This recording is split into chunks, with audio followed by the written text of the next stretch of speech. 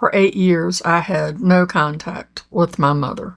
But when she passed away in 2004, I had spent an entire year helping her mark off things on her bucket list. It sounds messy, and it was, but I don't have any regrets from going no contact with my mom. And I don't have any regrets of allowing her back into my life. This is a story about boundaries, grace, and doing the hard things that we need to do in our life for us. I decided to do a video on this topic because I watched Oprah's video about going no contact. Everybody's talking about it like it's a new trend. But going no contact is not something new. It's just that my generation was very silent about it. So I'm going to do a get ready with you today. Using makeup as my self-love ritual, I'm going to be using the Love's Journey palette from Sydney Grace. And we're going to talk about what it's like when you decide to go no contact with somebody and what it looks like when you decide to come back. If you're new here, my name is Leanna, and I am 61 years old. I was raised by my grandmother. My grandmother was given custody of me when I was 4 because my parents were not safe. Neither of my parents could be trusted to be left alone with a young girl.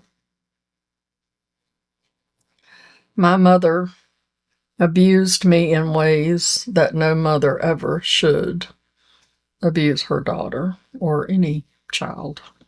The abuse was physical, mental, and it didn't stop when I grew up.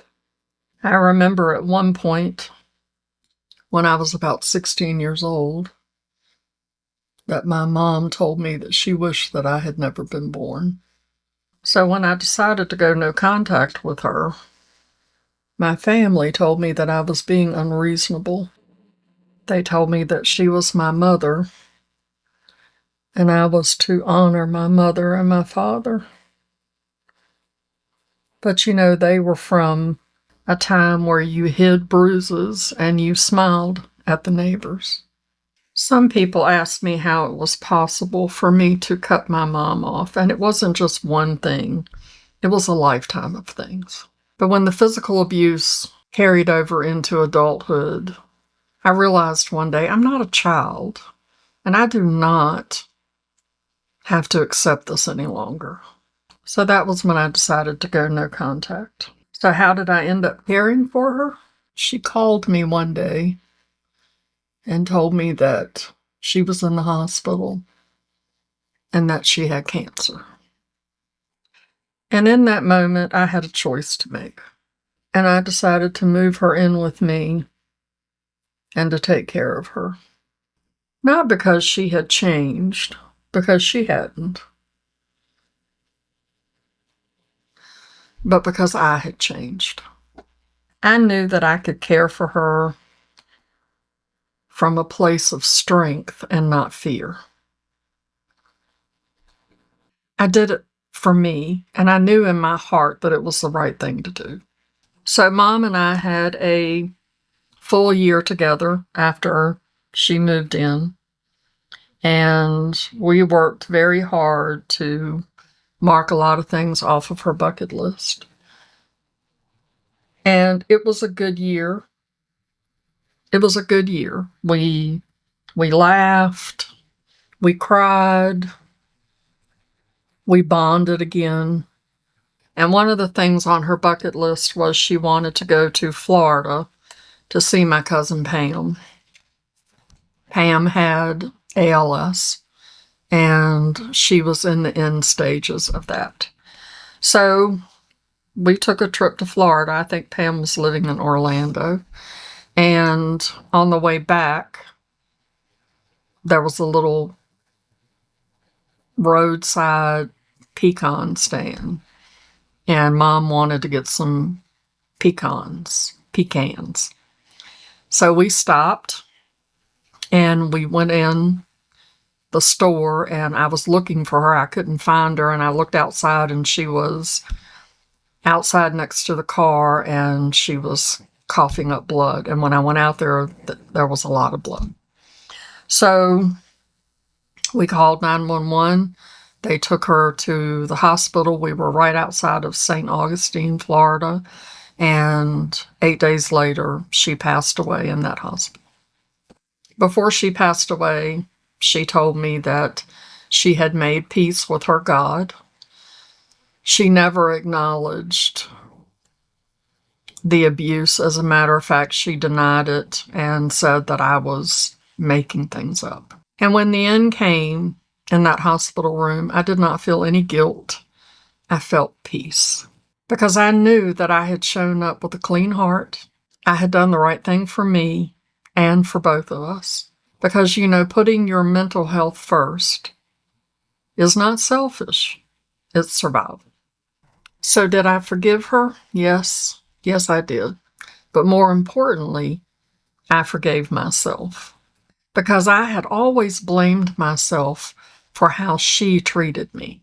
As a child, I could not understand how a mother, the one person who was supposed to love you and accept you unconditionally, could treat their child in an abusive way.